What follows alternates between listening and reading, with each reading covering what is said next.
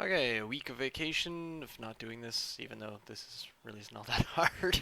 And back to comic number 9. I'm starting to feel like the Jeff drawing is getting a bit more consistent, aside from the fact that they still have really long necks. And I think in comic 3 that is my first attempt at drawing a person perfectly sideways. I may have said this before, but if it isn't, then don't worry about it. It's definitely the first attempt at drawing a girl from the side. So of course, to solve the breasts issue, what did I do? I put her arm up.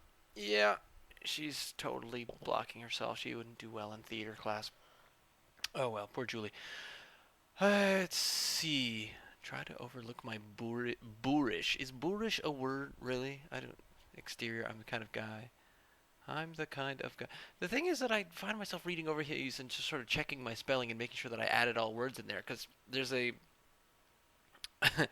my name is synonymous with a a typo because I do it so often. If you Ross your sentence when you're typing it, that means that you leave an entire word out. Just because my mind moves, I want the sentence to get out as fast as possible, so I can't type as fast as I can think.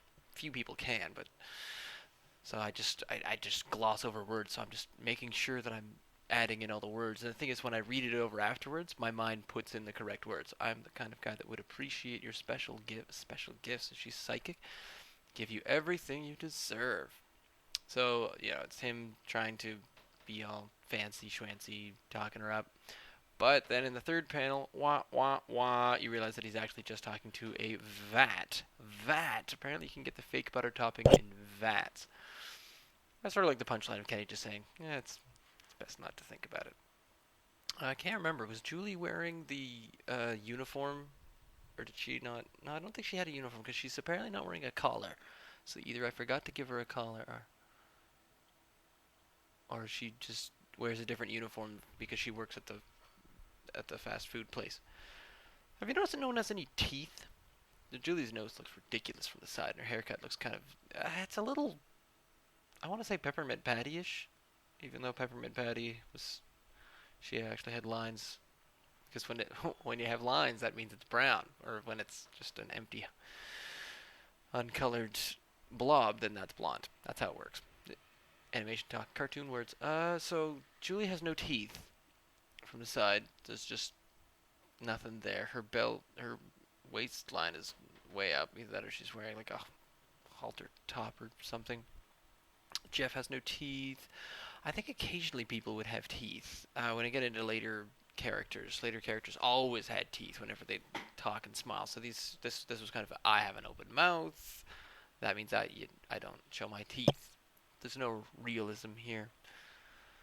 So of course he's apologizing for his crew. Obviously, the first two panels are what Jeff should say or should have said. This is my attempts. Of course, okay, let's just gloss over the fact that I know nothing about women and let's pretend that I do know something about how to talk to women. This is what he should have said. This is the best way to come across as a respectful,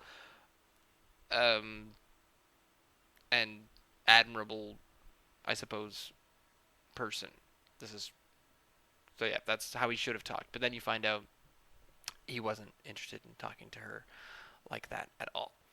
So he will never talk to women in the proper way. Well, not proper, but in a way that I'm coming across as very elitist. I don't know everything about women. I don't pretend to. But it's probably best to be honest, as long as you're being respectful about it. So that's how to do it, or that's also how to seduce a vat of fake butter topping. I think I'm rambling now, so moving on. And I'm actually here this week, so continuing on with the dailies Monday to Friday. Comic number 10 tomorrow.